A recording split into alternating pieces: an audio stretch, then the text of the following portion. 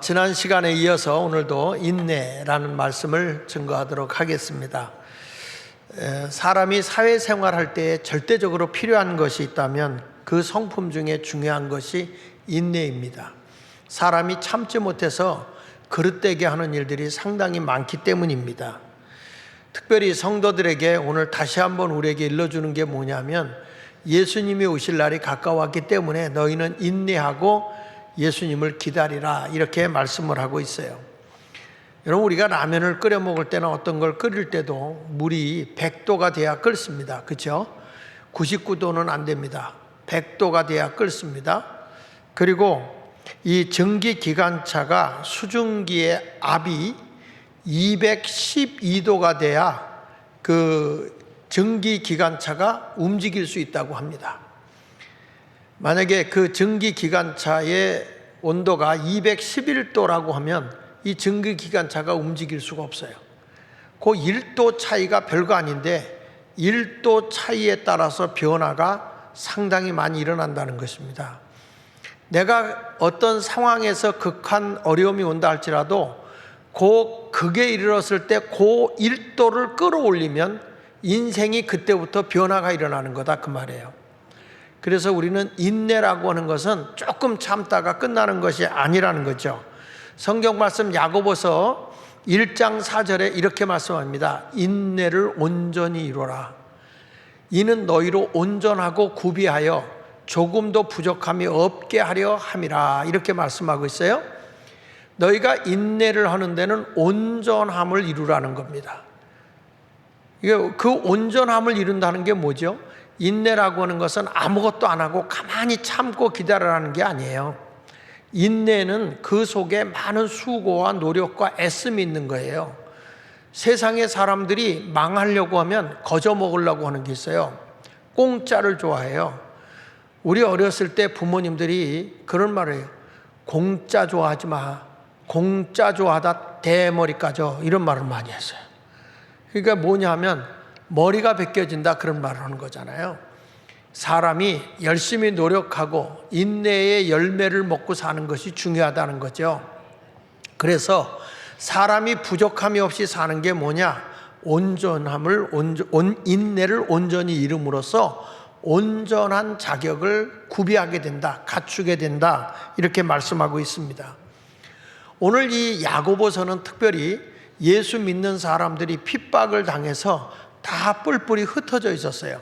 한데 모여 있으면 어떤 일을 당하니까 다 여기저기 흩어져 있었거든요. 그 흩어져 있는 기독교인들을 얘기할 때 디아스포라라, 그렇게 말해요. 디아스포라.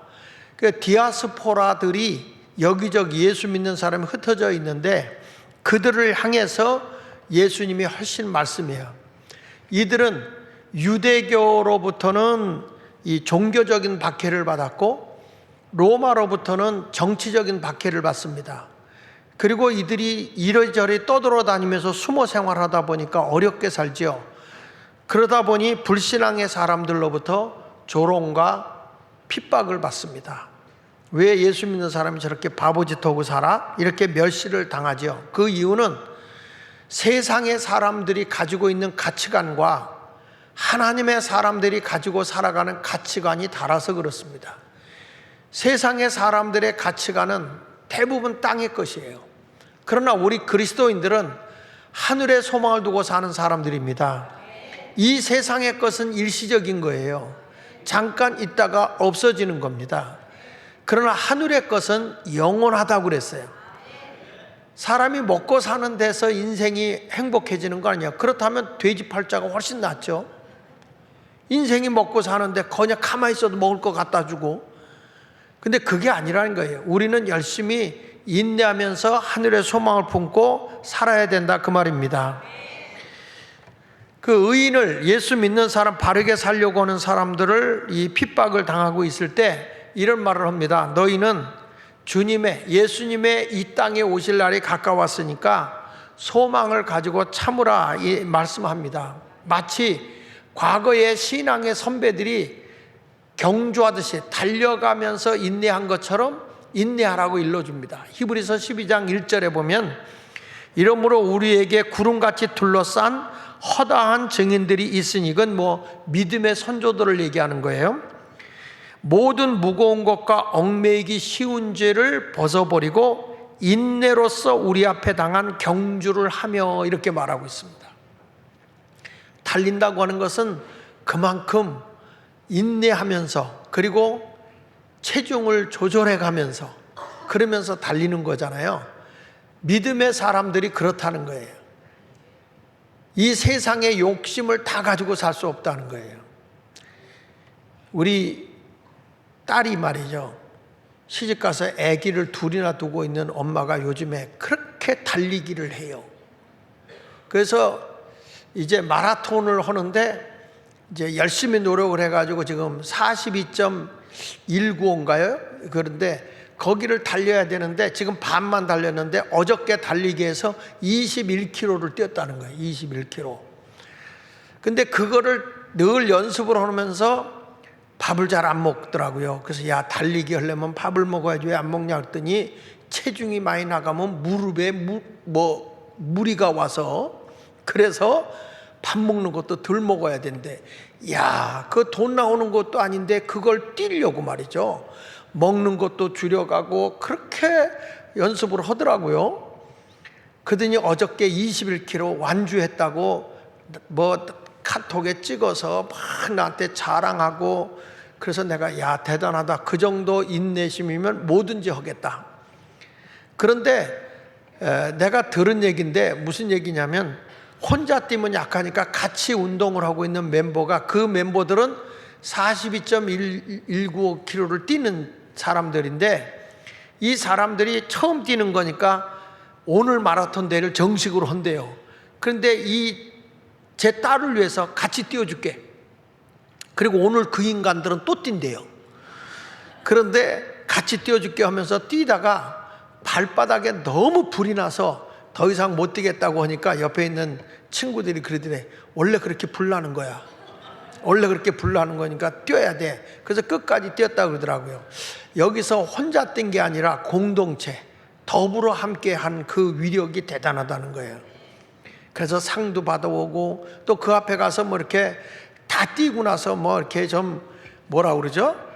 자기가 망가지도록 이렇게 행동을 하면은 선물을 준대요. 그래서 그 앞에서 우리 딸이 망가져가지고 이불을 받았다네, 이불을. 그래서 그러면서 하여튼 열심히들 이렇게 뭔가 인내심을 가지고 뭔가 이루어낸다고 하는 거. 근데 성경에서 보니까 이 경주라는 게 얼마나 힘듭니까? 그 경주를 위해서 많은 수고와 훈련과 연습이 필요하지 않습니까? 그래서 우리가 하나님 나라 가려면 그만큼 인내가 필요하다고 말씀하고 있는 거예요. 오늘 성경 본문에서는 인내를 배워야 할 대상을 세 가지로 비유했어요. 오늘 본문에서 인내를 배워야 할 대상. 첫 번째는 뭐냐? 예수님의 재림 때가 가까웠는데 농부에게서부터 인내를 배우라. 농부의 심정으로 인내를 배우라, 이렇게 말씀하고 있어요. 야고보서 5장 7절로 8절 말씀해 보니까, 그러므로 형제들아, 주께서 강림하시기까지, 예수님이 다시 오는 그날까지 길이 참으라. 보라, 농부가 땅에서 나는 귀한 열매를 바라고 길이 참아 이른 비와 늦은 비를 기다리라니, 너희도 길이 참고 마음을 굳건하게 하라. 주의 강림이 가까우니라. 여기 3번 나와요. 길이 참으라, 길이 참아, 길이 참고. 이 길이라고 하는 말은 무슨 말이냐면 끝까지. 너희들 조금 참다 끝나는 게 아니라 그 목적을 이룰 때까지 끝까지 참아라, 이 말이야. 오래도록 참아라. 이게 길이 참으라는 거죠. 여러분, 농부가 추수 때의 열매를 바라보고 열심히 땀을 흘리고 애를 쓰며 노력합니다. 한마디로 농부는 어떤 사람입니까? 추수 때를 위해서 기다림의 시간을 가지고 수고하는 거예요. 인내하라 그러니까 가만히 앉아서 기다리고 있는 게 아닙니다. 여러분, 농부가 벌써 이 모를 하나 내려고 하려고 그러면 비가 오잖아요. 그러면 논에다가 물을 가둬요. 가두고 난 다음에 지금은 다 기계로 하지만 제가 어렸을 때만 해도 소가 쟁기로다가 논을 갈죠. 논을 갈고 나면 또 논을 고르게 하기 위해서 이제 그걸 쓰레질이라고 그래요. 소 멍에에다 멍에를 씌우고 쓰레로다 이렇게 쭉 이렇게 가 있는 게 그게 이제 쓰레인데, 그걸로 이렇게 끌고 가요. 흙이 많이 쌓이면 이렇게 털어가지고 다시, 그래서 편편하게 해가지고, 그리고 모를 심습니다. 모를 심어서 모가 자라는 동안에 모만 자라는 게 아니에요. 모에 거기에 보면 풀 같은 게 나오잖아요. 그러면 그걸 다 이제 농부들이 가서 그걸 뽑아줘야 돼요. 그걸 뭐라냐면 김맨다고 그래요. 김맨다. 그래서 김 매고 그 피도 뽑아주고, 그러다가 비가 많이 와서 논에 물이 많이 찰 것 같으면 또 논에 물을 빼줘야 됩니다. 그 논에 물을 빼주는 것만 하는 거 아닙니다. 그러다 물이 없어요. 비가 안 와. 그러면 논에 물이 마르잖아요. 그러면은 연못에서 물꼬를 그쪽으로 터가지고요, 물을 퍼놔야 돼요. 요즘에는 다 뭐 기계가 있으니까 기계로 퍼올리지만, 그때는 어떻게 했냐면 아버지하고 저하고 이렇게 딱 물 양쪽에서 잡아요. 잡으면 이렇게 들면 이게 이렇게 기울어지잖아요. 그럼 물을 퍼서 떠서 다시 이쪽으로 넘겨요. 그래서 물을 계속 그걸 하는 거야. 첫째는 장남이라고 안 시키고, 막내는 막내라고 안 시키고, 그러니까 둘째만 시키는 거야. 학교 갔다가도 일찍 와라. 그러면 그걸 하는 거예요. 그래서 우리 형제 가운데 나만 키가 자라다 말았어요.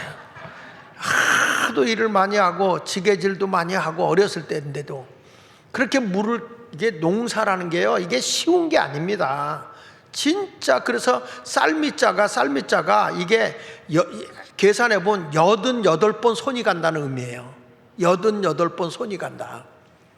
그게 그만큼 힘든 거잖아요. 이렇게 농사를 짓는데 이분들이 뭘 바라보고 있어요? 그렇게 고생을 해도 희망이 있어요. 뭐냐? 추수 때가 있다는 거예요. 수확을 거둘 때가 있다는 거죠. 마찬가지로 그리스도인들도 수고하고 애쓰죠.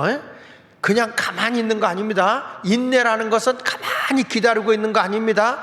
그만큼 수고하고 애쓰고 노력하라는 거예요. 그래서 수확을 거두는 거예요. 우리가 어떤 일을 이루어낼 때 가만히 있는데 되는 법은 없습니다. 열심히 노력하고 애써야 됩니다. 여러분, 나라서 주는 거 뭐 포퓰리즘 음식으로다가 뭐 복지다 뭐다 공짜로 주는 거, 이거 기대하지 마세요. 이거 나라 말아먹는 거예요. 내가 더 이상 노동력이 없어서 너무 어려워서 도움 받는 건 어쩔 수 없지만, 그러나 내가 몸뚱아리가 멀쩡하면 무슨 일이든 하려고 노력을 해야 된다 그 말이에요. 예수 믿는 사람들이 거저 먹으려고 하지 말란 말이에요. 우리 주님 오시는 그날도 열심히 주를 위해 봉사하라는 겁니다. 봉사. 특별히 이스라엘 나라는 이게 땅이 석회석이 많아가지고 비가 안 오면 돌같이 딱딱해져요. 그러니까 이스라엘 백성들은 다 농사 짓기 전에 이른비, 이게 이제 10월에서 11월 사이에 오는 비가, 이게 이른비예요. 늦은 비는 4에서 5월, 우리나라하고 반대죠. 4월, 5월 달에 오는 게 늦은 비인데, 이 늦은 비가 와야 또 추수에 열매가 맺어진단 말이죠. 그러니까 농사를 지려면 이른 비가 와야 되고, 열매를 얻으려면 늦은 비가 와야 되니까 그것을 기다리고 있다가 비가 온다. 그러면 뭐 농부들이 나가서 열심히 일하는 겁니다. 저도 시골에 살면서 벼가 이제 어느 정도 자라다 바람 불면 이게 넘어지거든요.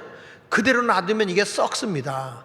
그러니까 어떻게 하냐면 말뚝을 박아서 그거를 다 이 벼땅끼리 묶어가지고 거기다가 묶어서 이렇게 세워놔요. 그래야 그게 물을 익으니까. 그러니까 농부들은 진짜 수고를 많이 해요. 여러분들 집에서 쌀 돈 주고 사 먹으니까 별거 아닌 줄 생각할지 모르지만 진짜 고생하는 게 농부들이거든요. 근데 금년에 우리나라가 얼마나 쌀 농사가 잘 됐는지 이거 처치고 올라나다는 거예요. 태풍 한 번 안 와가지고요, 너무너무 우리나라가 아주 지금 쌀을 어떻게 처치해야 될지 모를 정도예요. 금년에 또 감이 얼마나 많이 됐는지, 제가 종로에 이제 그 NGO 단체들이 있는 데를 갔는데, 거기 이제 이렇게 그 NGO 단체가 하는 식당에 앞에 정원이 있더라고요. 거기에 감나무를 심어놨는데 날들어 그러더라고. 목사님, 이 감나무가 금년에 몇 개 열린지 아십니까? 그걸 내가 어떻게 아냐고. 근데 389개가 열렸대. 감나무 하나에서 감이 389개가 열려서 이걸 따서 주변에다 나눠주고 우리가 먹으려고 남겨놨는데 다 있고 딱 하나 남았다고 나 하나 주더라고. 그런데요, 이 종로감이 다릅디다. 맛있어. 여러분 보세요. 농사가 이렇게 되고 감도 열매를 맺어서 그걸 또 따가지고 사람들에게 나눠주고 이렇게 하더라고. 어느 가게 식당을 갔더니 그분들이 감을 이렇게 그 온풍기에다 이렇게 올려놨어요. 그러니까 그러더라고. 저거 우리가 준 감이라고. 저거 우리가 준 감이라고. 그만큼 열매를 수확하고 남에게 주고도 행복해하는 거예요. 나는 우리 성도님들이 인내하면서 열매 있는 삶을 살아가는 성도가 되시기를 예수 이름으로 축원합니다. 목표를 가지고 사는 사람만이 행복이 오는 거예요. 그 한 수도원에서 수도사들이 와서 그 열심히 이 수도를 받았어요. 이제 교회사에 나오는 얘기인데, 근데 이 수도원의 수도사가 되겠다고 온 사람들이 얼마 정도 하다가 너무 힘이 드니까 이 사람들이 중간에 그만두고 가는 거예요. 그러니까 한 수도사가 수도원 원장한테, 원장님, 아니 좀 사람이 저렇게 수도사회로 왔다가 실망하고 힘들어서 가는 사람은 잘 권면하고 붙잡아서 그래가지고 수도사가 되게 해주셔야지 왜 안 하겠다고 나가는 사람들을 그대로 내버려 둡니까? 그러니까 이 수도원 원장이 이런 얘기를 하더라는 거예요. 사냥하는 개가 이렇게 사냥감을 찾다가 토끼 한 마리를 발견한 개는 그 토끼를 향해서 지저대며 추적을 한다.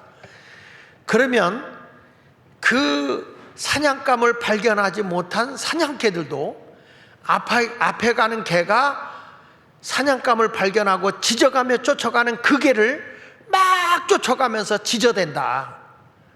지저대다가 힘이 들거나 장애물이 오면 목표물을 발견하지 못한 사냥개는 다 돌아가 버린다.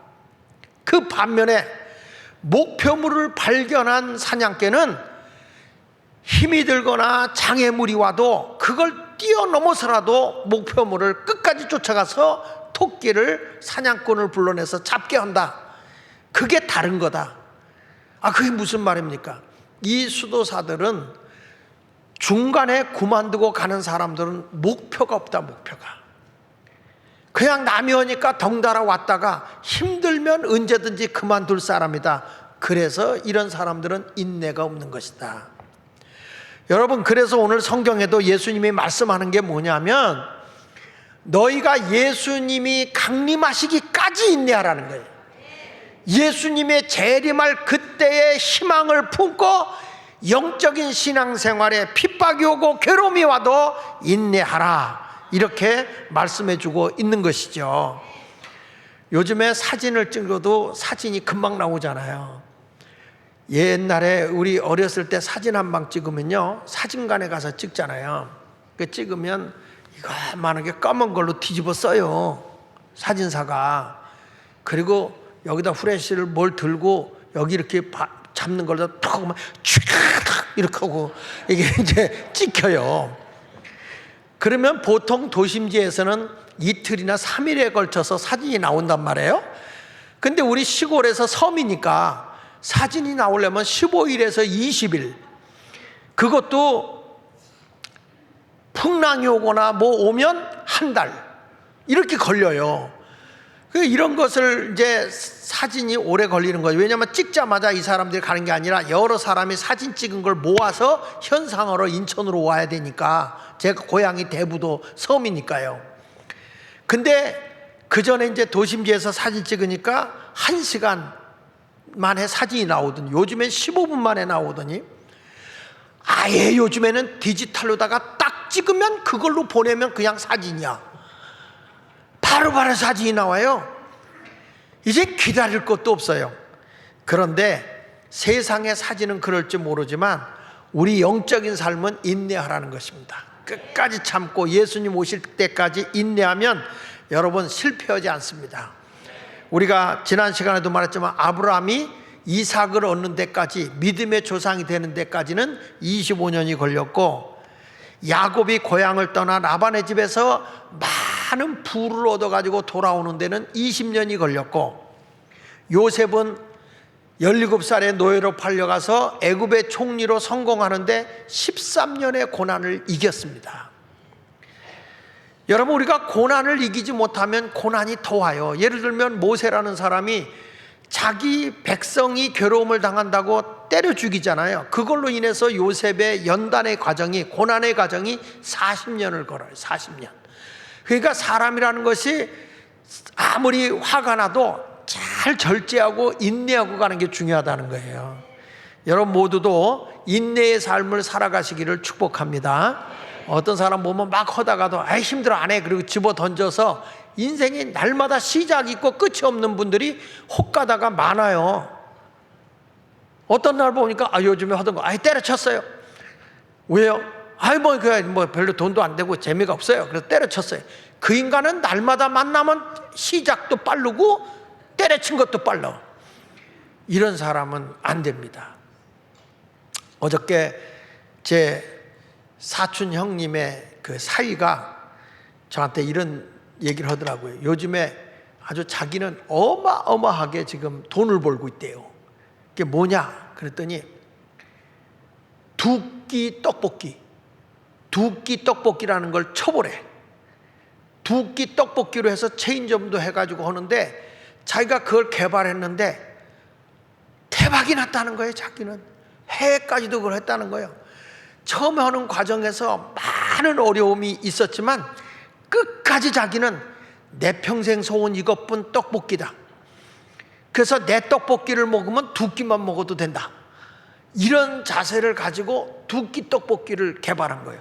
여러분 홈페이지 쳐보면 나와, 두 끼 떡볶이. 그래서 내가 그런 것도 있네, 그 체인점 해도 되냐 했더니 많이 한대. 체인점이 신당동 떡볶이하고는 수준이 다르다네. 그 하여간에 그 뭔가 사람이 힘들고 고비고비가 있었지만, 그래서 자기는 지금 회장이 됐고 해외에 사장을 두고 국내에 사장을 두고 자기는 그렇게 한다는 거예요.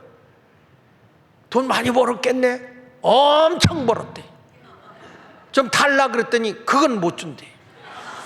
근데 하여튼 간에 여러분, 사람이 어떤 일을 할 때 인내함으로써 뭔가 이루어내면 작은 것, 시시한 것 같은데 그런 분들도 성공한다 이거예요. 여러분 모두 인내의 삶을 살아가시길 바랍니다. 두 번째 가서는 뭘 얘기하냐면 선지자를 본으로 삼아 인내하라는 거예요. 선지자, 예수님 재림 올 때까지 하나님의 말씀을 대언하는 자가 선지자잖아요. 야고보서 5장 9절로 10절에 이렇게 말합니다. 형제들아, 서로 뭐 하지 말라? 원망하지 말라. 힘들다고 원망하지 말라. 그리하여야 심판을 면하리라. 보라, 심판주가 문 밖에 서서 계시니라. 그리고 10절에 형제들아, 주의 이름으로 말한 선지자들을 고난과 오래 참음의 본으로 삼으라. 이렇게 말했어요. 바른 길을 걸어간다는 게 힘들고 어렵죠. 선지자들이 세상이 타락되어지고 세상이 부패되어져 가는 곳에 바르게 말씀을 하니까 이 부패된 사람들은 아플 거 아니에요? 그러면 이 힘 있는 사람들이 선지자들을 괴롭혀요. 감옥에도 가두기도 하고 고문도 가하고 그리고 핍박을 가하기도 하고 많은 어려움이 옵니다. 그래도 그것이 하나님의 명령이기 때문에 인내하는 거예요. 예를 들면 에레미야 선지자 같은 사람은 하나님의 말씀을 대언하는 거예요. 자, 이스라엘 나라가 앞으로 멸망한다. 바벨론이라는 나라에 의해서 멸망한다. 저들의 죄 때문이다. 회개시켜라. 그래가지고 막 에레미야가 회개하라고 외칩니다. 그래서 엘리야김 왕한테 하나님 앞에 회개하세요. 하나님 앞에 범죄하고 있는 당신들 우상 숭배하고 이런 것들에서 돌이키세요 하고 책망을 했거든요. 그러니까 당연히 어떤 일이 생깁니까? 하나님의 말씀이 기록해 놓은 두루마리 책을 불태워버리고요, 에레미야를 잡아서 감옥에다 집어쳐넣습니다. 근데 정말 블레셋이라는 나라가 쳐들어오면서 이 엘리야김이 포로로 붙들려 가지 않습니까? 그래서 에레미야는 나중에 시드기야 왕에게도 하나님의 말씀을 전합니다. 그 후임자가 됐던 거죠. 보세요. 에레미야 37장 1절로 2절에 보면은 요시아의 아들 시드기야가 여호야김의 아들 고니야의 뒤를 이어 왕이 되었으니 이는 바벨론 느부갓네살 왕이 그를 유대 땅 왕으로 삼았다. 그러니까 유다 나라가 바벨론의 포로가 되니까 요 지역은 네가 관리해. 그들이 임명해 준 거예요. 그런데 거기 보세요. 그의 신하와 그의 땅 백성이 여호와께서 선지자 에레미야에게 하신 말씀을 듣지 아니하니라 그랬어요.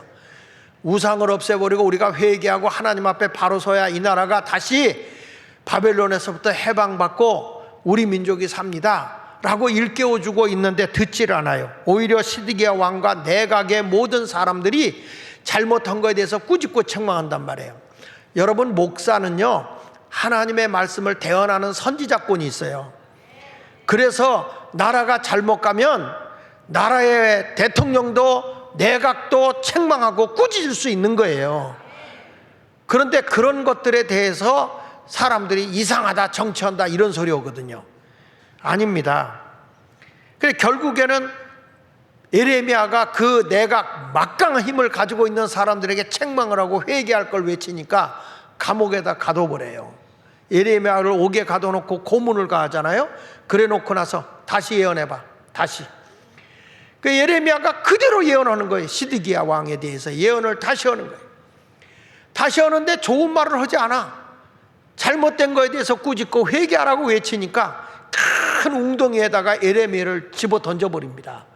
근데 정말 그가 죽음의 사경을 헤매고 겨우 살아나오기도 해요. 이런 박해와 고난을 당하면서도 그가 하나님의 말씀을 대언한다고요. 어느 때는 이런 얘기했어요. 내가 이제 더 이상 이 선지자의 역할을 하지 아니하리라 하고 굳은 마음을 먹으면 내 마음에서 불방맹이가 두드린다 그랬어요. 불같은 마음이 이 하나님의 예언의 말씀을 전하지 않고는 견딜 수 없게 만든다는 거예요. 그래서 선지자가 그런 어려움과 환난을 당하면서도 끊임없이 복음을 전하는 것은 그것이 하나님의 예언된 말씀이고 그 결과는 하나님이 보상해 주기 때문인 거예요. 그래서 우리는 하나님의 말씀을 믿고 순종하며 나가면 절대 해를 입지 않고 승리하게 될 걸 믿으시기 바랍니다. 또 에스겔 선지자 같은 경우는 이런 겁니다. 이스라엘 백성들이 하나님 앞에 죄를 범하고 회개하지 않는 거야. 그래서 하나님이 에스겔 선지자 때 이제 바벨론을 통해서 이 나라를 멸망시키는데 저들이 얼마나 고통을 당하는지 그 고통 앞에서 너희는 울고 싶어도 울지 못한다. 너희의 슬픔과 탄식만 있을 뿐이지 울 수가 없다. 울지 못하게 만들어 놓는다는 거예요. 이것을 하나님이 에스겔 선지자에게 그 마음이 얼마나 아프고 고통스러운 건지를 알려주기 위해서 에스겔 선지자의 아내를 하나님이 죽게 합니다. 그래서 에스겔 선지자의 아내가 죽어요. 죽는데 그때 하나님이 뭐라고 말하는 거니? 에스겔아, 절대로 너는 눈물 흘리지 말고 슬퍼하지도 말고 조용히 탄식만 하라. 앞으로 이스라엘에 미칠 멸망의 날이 바로 이와 같이 된다. 너희는 울 수도 슬퍼할 수도 없이 탄식만 하게 될 거다. 하나님이 선지자에게 그 탄식하는 심정, 울지 못하고 애통하지 못하는 그 마음이 얼마나 아픈 것인가를 일깨워주기 위해서 그의 아내를 죽게 하고 울지도 애통하지도 못하게 만든 거예요. 탄식하게 한 거예요. 여러분, 이게 에스겔서 24장에 나오는 얘기야. 하나님의 선지자들은 왜 그런 고난과 아픔을 겪어야 되느냐? 여러분, 땅의 것만 있다면 그렇게 살지 않습니다. 우리 예수 믿는 사랑도들도 땅의 것만을 위한다면 그렇게 살지 않아요. 하늘의 소망을 두고 살기 때문에 그런 것이죠. 하나님이 호세아 선지자 때는요, 이스라엘 백성들이 그 바알신, 아세라신, 막대기신 이런 우상을 막 섬기는 거예요. 하나님을 섬기던 나라가 혼합 종교가 돼가지고 종교적인 타락을 가져온 거예요. 얼마나 이스라엘 백성들이 영적으로 음란하고 타락한지 하나님이 그것을 일깨워주기 위해서 호세아 선지자에게 창녀 후 결혼을 하게 해요. 야, 음녀인 고멜과 결혼을 해라. 바로 이스라엘 나라가 지금 그와 같아.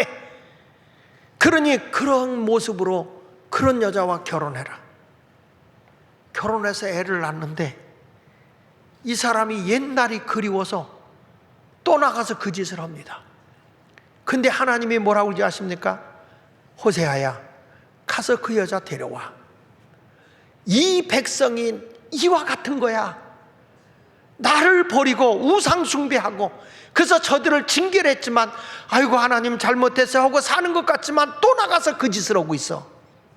이 백성이 영적인 음란을 행하고 있어. 보세요. 호세아서 1장 2절에 보면은 여기 말하고 있잖아요. 여호와께서 처음 호세아에게 말씀하실 때 여호와께서 호세아에게 이르시되 너는 가서 뭐라고 그랬어요? 음란한 여자를 맞이하여 음란한 자식들을 낳으라. 왜 그래요? 이 나라가, 이스라엘 나라가 여호와를 떠나 크게 뭐라고 그랬어요? 이 백성이 음란한 짓을 하고 있다는 거예요. 우상 숭배하고. 예? 여러분, 이게 호세아 시대 때만 그러는 게 아닙니다. 이게 지금 우리 대한민국에도 종교의 음란함이 지금 하나님의 심판을 기다리는 것 같아요. 한국의 대형 교회들이 교황의 영이 들어가서 권력이나 감투를 뒤집어 쓰려고 음란한 짓들을 다 하고 앉았어요. 영적으로.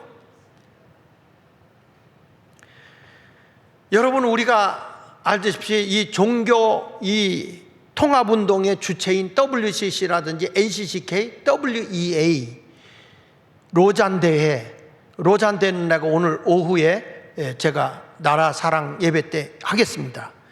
여러분, 여기 보면 WCC라는 것이 뭐냐면 이게 세계 기독교 협의회입니다. 세계 기독교 협의회.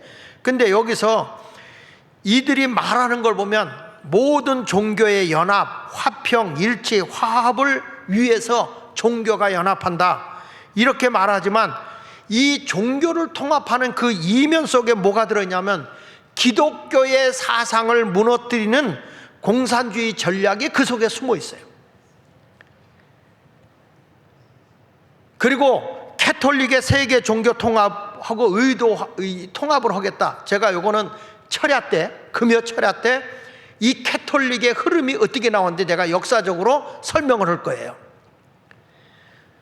국내 교회들이 이게 WCC의 에큐메니크 운동이라고 많이 들어갔는데 이거를 제일 먼저 만든 게 누구냐? 세계 교회 협의회를 만든 게 누구냐?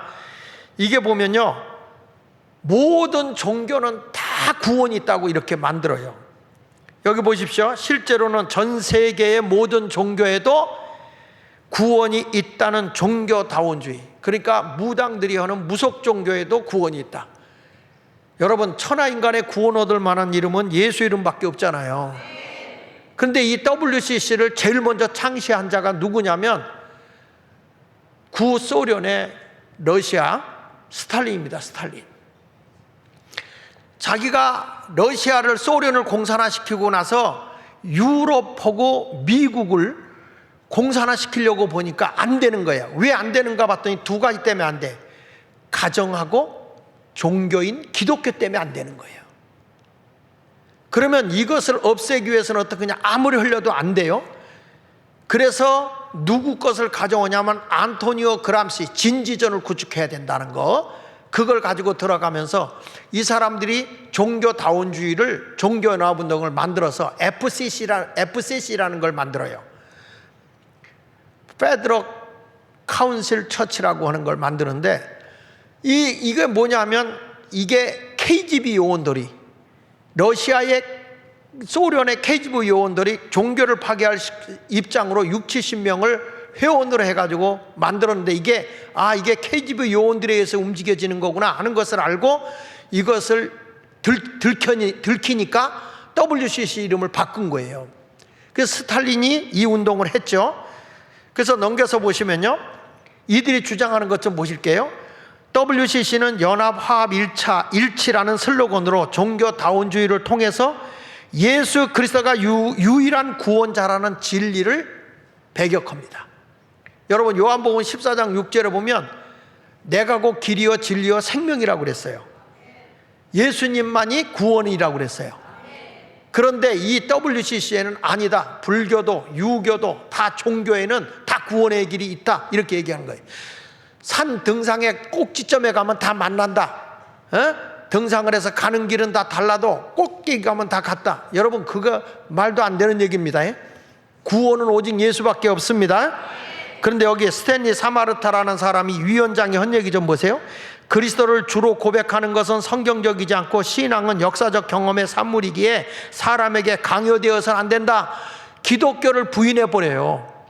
이게 WCC라고요. 그런데 여기에 대한민국의 목사들, 큰 교회 목사들이 WCC에 가입해서 이 대회를 유치한 거예요. 김사만 목사 같은 사람이 이런 짓을 한 거예요. 여기 보세요. 전영경 교수는 이러면서 예수 그리스도가 유일한 길이라는 것에 대해서 뭐라고 하는지 아세요? 예수가 실수하였다. 이 정영경이가 이게 어떤 사람이냐면 미국의 유니언 신학대학의 조직신학 교수예요. 목사들을 키워내는 신학대학에 교수가 있다, 이 소리를 하고 있다고요. 그리고 뭐라는지 아세요? 이 정영경이가 여기서 뭐라냐면 10차 총회 때 억울한 영혼을 달래는 진혼제를 합니다. 죽은 영혼의 혼을 불러내는 거 있죠. 무당이 그거 하죠. 우리 시골에 살 때 무당들 누가 죽으면 살풀이를 해요. 무당들이 와서 살풀이를 해요. 그러면 그 어떻게 죽었는가를 다 흉내를 내죠. 목소리까지 똑같이 흉내를 내요. 이 뭐냐면 귀신을 불러내는 거예요. 귀신을. 저는 어려서 우리 할머니 별명이 원래 성이 반시에다 이름이 무당이었다니까. 반무당이었어요. 동네 굿하면 맨 앞자리 가서 내 손잡고 은혜 받았어. 그래서 내가 이런 거 다 알아, 시골에 살면서. 근데 여러분, 이게 다 귀신의 장난이에요. 이런 짓을 한단 말이야. 이런 짓을 교회가. 이게 WCC예요. 내가 시간이 없어 더 이상 이런 거 더 이상 설명은 못하고, 여러분 장학일 TV로 들어가면 내가 지난 주일날 오후에 이거 특강을 한 게 있어요. 그걸 한번 여러분 읽어보세요. 그 다음에 여기 NCCK를 보면, 이 NCCK는 뭐냐면, 이 NCCK는 WCC의 아류입니다. 아류. 이거는 아까 세계 기독교 협의회가 WCC거든요. 근데 여기는 한국 기독교 협의회가 NCCK예요. NCCK. 우리 감리교회도 여기에 가입이 돼 있어가지고 이번에 중부연회, 그 다음에 저 충청연회에서 우리는 NCCK를 탈퇴한다, 이렇게 말했거든요. 지금 이거 갖고 계속 싸우고 있습니다. NCCK에 들어가면 절대 안 됩니다. 왜 안 되냐? 여기도 이들도 계속 화합, 연합, 평화, 일치란 하여튼 좋은 단어는 다 끌어다 써요. 근데 실질적으로 가면 여기에 무슨 일이 이루어지냐면, 이게 적그리스도의 모습을 보이는데, 우리가 예수 기도할 때 누구 이름으로 기도하죠? 무엇을 너희가 내 이름으로 구하면 내가 이루어 주리라 그랬잖아요, 예수님이. 예수 이름으로 기도해야 되는데, 이게요 NCCK 공식 기도문의 맨 끝에 이렇게 나와요. 나무 아미타불 아멘. 이게 종교다원주의예요. 말이 돼요? 이런 종교에 함몰되어 있는 게 한국교회라고요. 이게 영적인 음모예요. 여기서 더 무서운 게 뭔지 아세요? NCCK에서 한국에 있는 NCCK가 여기 보십시오. 첫 번째 같이 읽어볼게요. 구구구시 시작. NCCK는 반공을 죄라고 규정을 했어요. 여러분, 반공이 뭐죠? 공산주의를 반대한다. 공산주의를 반대하면 죄다.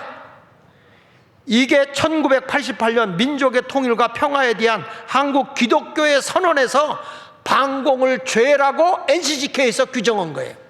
이게 되겠어요? 여러분 공산주의 좋아요? 그 북한 가요. 북한 가. 그리고 NCCK는 미군 철수 국가보안법 폐지, 완전히 대한민국을 작용화시키겠다는 거예요. 이게 NCCK, 이게 한국기독교협의회라고. 여러분 교회가 이 짓거리를 하고 있다고. NCCK 자체는 한반도 평화조약센터하고 종북 주사파 세력이 및 북한이 주장하는 종전선언, 유럽에도 그렇고요, 이 동남아도 마찬가지고 미군 철수하기가 무섭게 바로 공산화가 됩니다. 그래서 유럽의 강대국들도 독일이나 이런 데도 미군 철수를 안 시키는 거예요. 그리고 거기 보면 NCCK는 동성애와 차별금지법을 적극 지지합니다. 이거 되겠습니까? 성은요, 남성, 여성 하나님이 만든 그거밖에 없는 거예요. 중성은 없는 거예요. 그런데 여기 보세요. 국내 정치권에서 차별금지법 제정을 해달라고 이걸 갖다가 촉구를 했어요. NCC에서 동성애법을 해달라고. 옆에서 보세요. 하늘에는 영광, 땅에는 차별금지법. 그러면서 여기 보십시오. 여기 차별금지법 제정연대 무지개 연수 맨 끝에 뭐가 나오죠? NCCK 인권연대. 보세요. 지금 여기서 지금 얘기하고 있는 게 동성애법을 통과시키자고 주장하고 있는 게 NCCK예요. 이게 말이 되겠습니까? 한국 교회가 이렇다 이거예요 지금. 그러니까 제가 이 강단에서 여러분들에게 얘기하는 게, WEA도 내가 시간이 없으니까 요 결론적인 얘기면 이 사무총장이 한 얘기예요. 뭐냐? UAE는 WCC의 입장을 같이 한다. 이번에 저 사랑의 교회 오정현 목사님이 한국에서 이 WEA 총회를 연다고 선언했어요.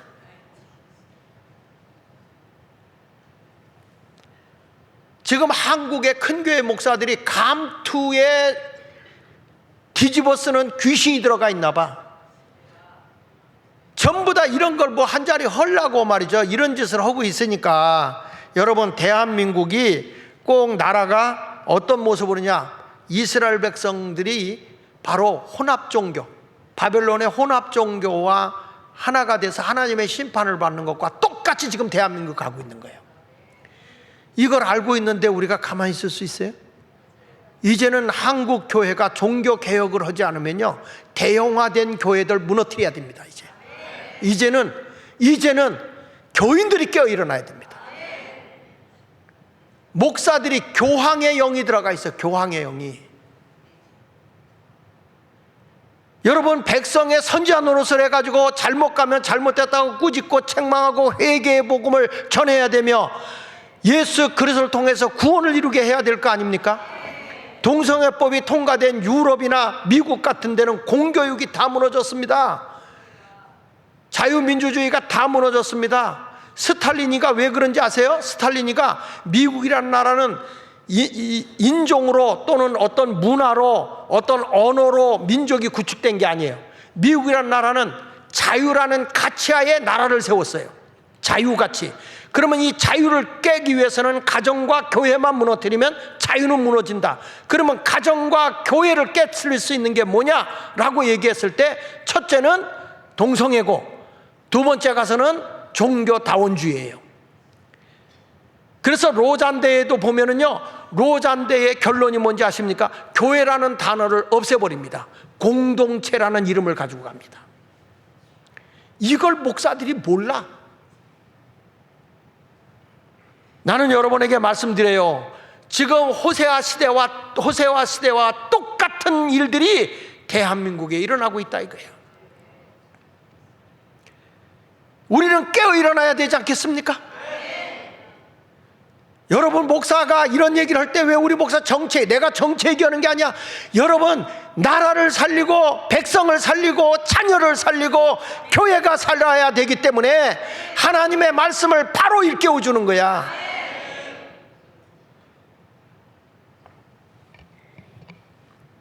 여러분, 엘리야 시대 때도 이세벨이 우상을 만들고서 바알과 아세라 신을 섬기잖아요. 그들의 선지자 850명 오고 엘리야하고 싸움이 붙지 않습니까? 갈멜산에서 어느 신이 참신이냐, 하늘에서 불 떨어지는 신이 참신이다 가지고 엘리야가 850명의 바알과 아세라 신을 섬기는 자들을 다 제거해 버린다고요. 엘리야에게 그런 위험이 와요. 이세벨이 죽여버린다, 권력자가 죽여버리겠다고 하잖아요. 엘리야도. 그렇지만 엘리야는 끝까지 하나님의 역사하신 가운데 후임자 엘리사를 세워놓고 그의 인생은 끝난다고요. 하나님의 일은 멈춰서는 안 됩니다. 그래서 인내가 필요한 거예요. 여러분, 마태복음 5장 11절로 12절에 이렇게 말씀합니다. 너로 말미암아 너희를 욕하고 박해하고 거짓으로 너희를 거슬려 모든 악한 말을 할 때는 너희에게 복이 있나니 기뻐하고 즐거워하라. 하늘에서 너희 상이 큼이라. 너희 전에 있던 선지자들도 이같이 박해하였느니라. 제가 나가서 요즘에 이런 얘기를 하고 다니니까 이제 막 공격이 들어오더라고요. 박해가 들어오더라고요. 감사해요. 성경에 보니까 하늘의 상이 크대요.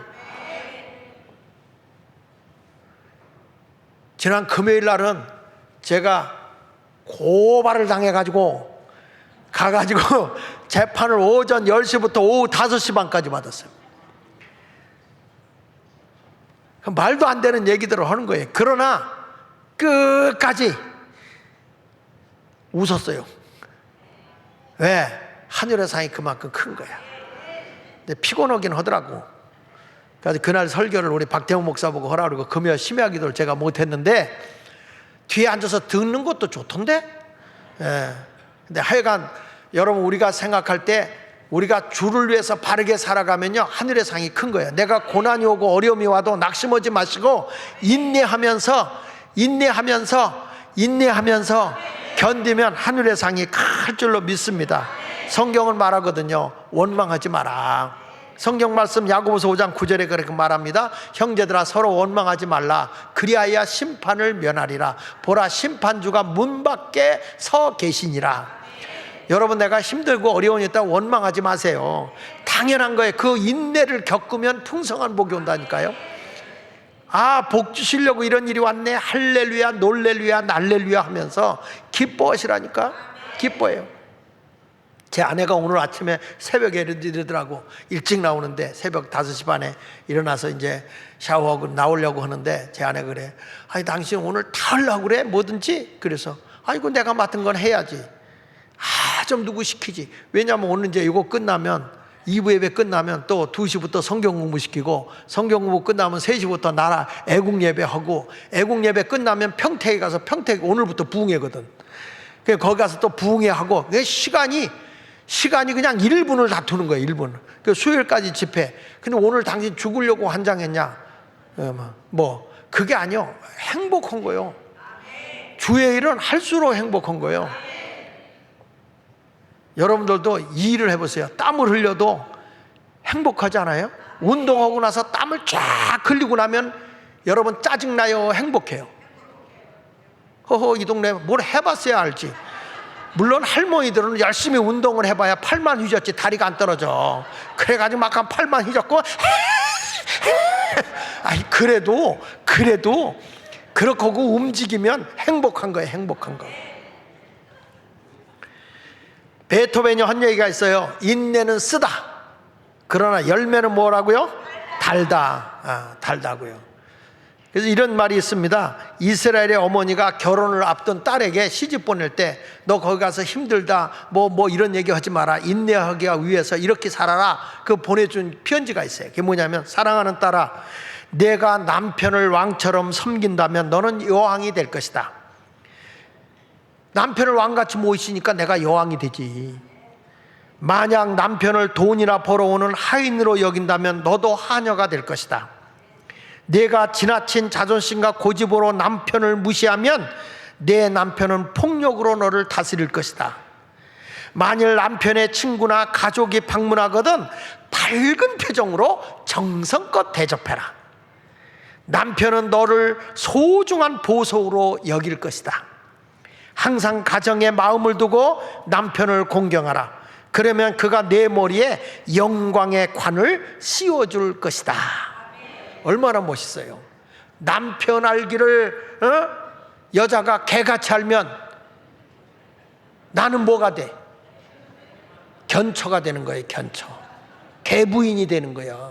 근데 남편을 왕같이 모시면 뭐가 돼? 내가 왕비요. 왕비. 남편을 회장님 하고 섬겨봐. 나는 뭐가 돼? 회장에 아주 처요. 얼마나 대단한 거예요. 근데 막 남편 돈 벌어온 기계를 하인같이 부려버리면 내가 하녀 몇 개 더 되겠어요? 남편의 친구들이 왔을 때 극진히 모셔오세요. 참 대접하고 뭐 생글생글 웃어서 야, 너 장가 잘 갔다 이런 소리 들어보세요. 가는 데마다 대접받는 거예요. 난 이번에 우리 대통령 영부인 이 한동훈이가 못 가게 해가지고 이번에 안 갔잖아. 참 바보야. 같이 가야 되는 거예요. 외국에 가잖아요. 수상들 만나잖아요. 김건희가 예뻐요. 그러면 다른 나라 수상들의 눈은 눈깔이야? 눈이잖아. 그러니까 가서 이렇게 인사할 때 보면 마음이 끌리는 거예요. 그리고 이분이 워낙 옛날부터 이 사억 수완이 뛰어나서 사람을 잘 구슬르는 게 있어요. 그 뛰어나니까 한국 사람 그러잖아. 나보다 이쁘면 괜히 시기하잖아. 그 한동훈이 부인보다 이쁜가 봐. 네. 여러분, 우리는 어딜 가도 가장 행복한 결혼이 되도록 부부간에 행복하게 서로 높이고 사시길 바랍니다. 여러분, 내 거가 되잖아. 자가용도 낡은 걸 사도 내 거가 되면 막 닦고 칠하고 그러면 새 것 같아지는 거예요. 내 것은 그렇게 소중한 거예요. 우리 모두 그런 삶을 살아가시길 바랍니다. 결론을 내겠습니다. 마지막으로 세 번째는 욥의 인내를 통해서 복 받는 비밀을 배우라고 그랬어요. 욥은 지난주에 내가 했으니까 간단하게 얘기하죠. 야고보서 5장 11절에 보니까 보세요. 보라, 인내하는 자를 우리가 뭐에다 한다고 그랬어요? 여러분, 인내하면 복이 와요. 너희가 욥의 인내를 들었고 주께서 주신 결말을 봤다. 이게 갑절로 복을 받았거든요. 욥이 갑절로. 여러분, 인내의 결과는 하나님이 복을 풍성하게 주는 거예요. 인내하시라는 거야. 힘들고 어려워도 하나님을 생각하면서 참으라는 겁니다. 보세요. 주는 가장 자비하시고 긍휼히 여기시는 이시니라. 내가 우리 하나님을 생각하고 인내하고 살면 욥에게 갑절의 복을 준 것처럼 하나님이 그런 복을 주겠다는 거예요. 그래서 욥이 이런 얘기합니다. 욥기서 42장 5절 6절에 보면 내가 그동안 하나님을 귀로만 들었었는데 이제는 눈으로 본다는 거야. 내 현상에 하나님이 나에게 역사해주고 돌봐주는 게 보여진다는 거예요. 보여진다. 여러분도 이런 경험을 하고 살아가시기를 예수 이름으로 축원을 드립니다. 고난이 없다면 인내도 없고, 인내도 없다면 소망도 없고, 소망이 없다면 복도 없는 거예요.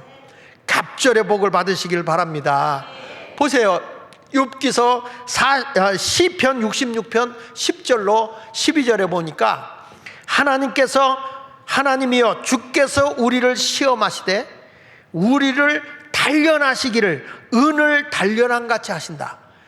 은이 있는 거를 다 녹여서 은이 있게 하잖아요. 이게 단련시키잖아요.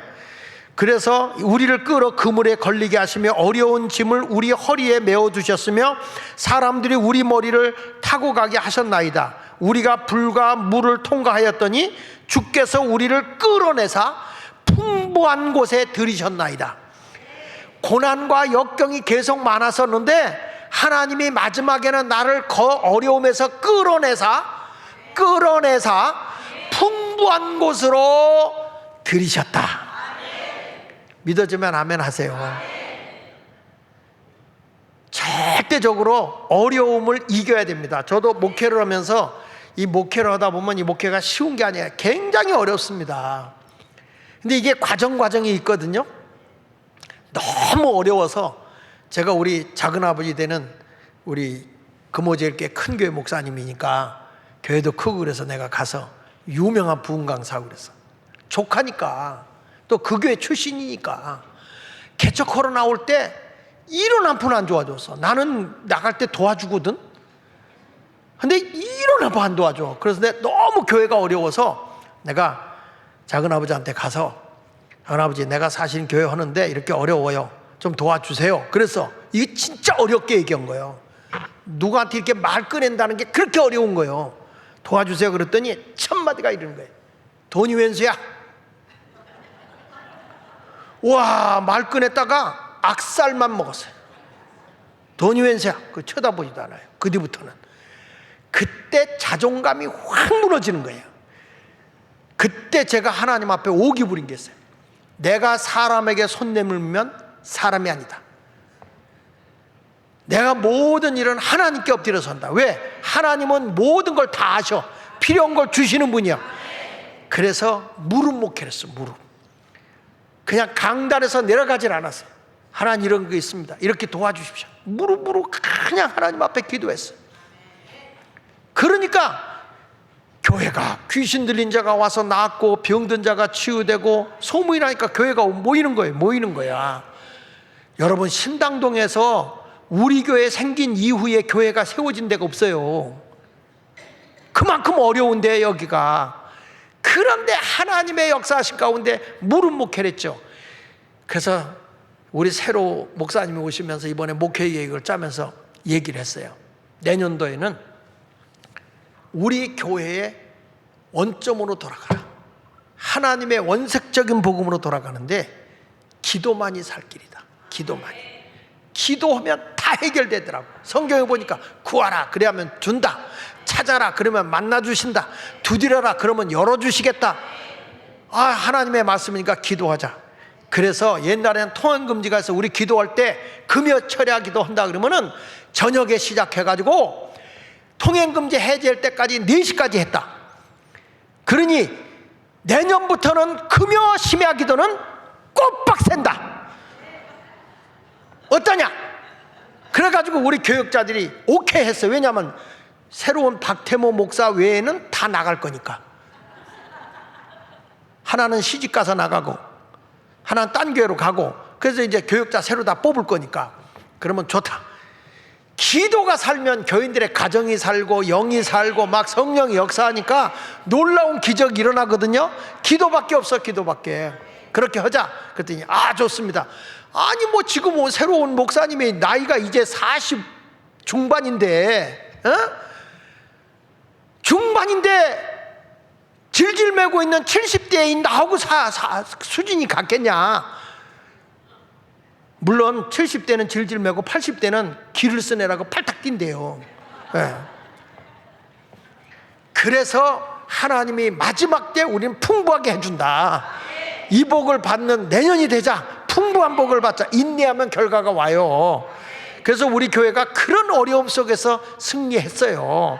욥기서 23장 10절에 이렇게 말한다고요.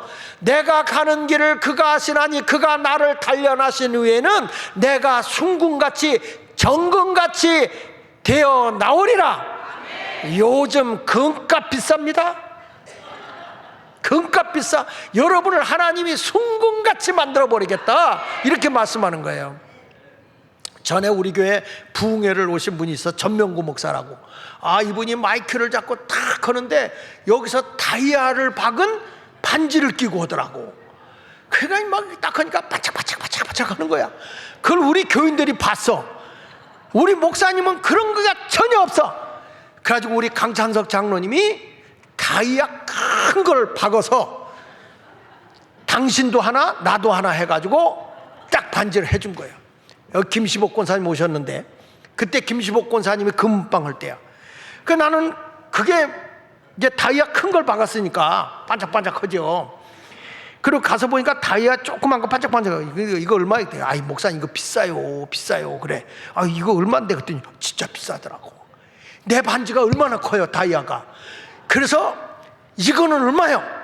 그랬더니 딱 보더니 깔깔대고 웃어요. 왜 그러냐 그랬더니 인조래 인조.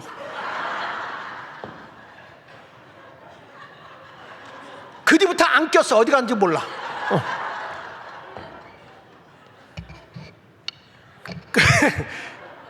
그래서 장로님 뭐 해주려면 제대로 해주지 인조로 해줘 그랬더니 누가 그걸 줘서 누가 줘서 목사님 거 하나 내 거 하나 했대.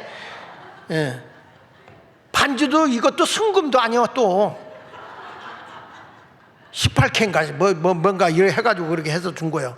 근데 제가 왜 이 말을 하냐면 세상의 것은 가짜가 있을 수 있어도 하나님은 여러분들이 인내하면 순금같이 연단시켜 나와서 풍요롭게 해준다는 거예요. 영적 생활에 패배자가 되지 말고 승리자가 되십시오. 하나님은 인내하는 자에게 큰 복을 줍니다. 사회생활할 때 그래서 빼놓지 않아야 할 가장 중요한 품성이 성품이 인내입니다. 인내의 삶을 살아가시기를 축원합니다. 축원합니다. 우리 찬송가 543장을 부르시면서 준비하신 헌금을 하나님께 드리도록 하겠습니다.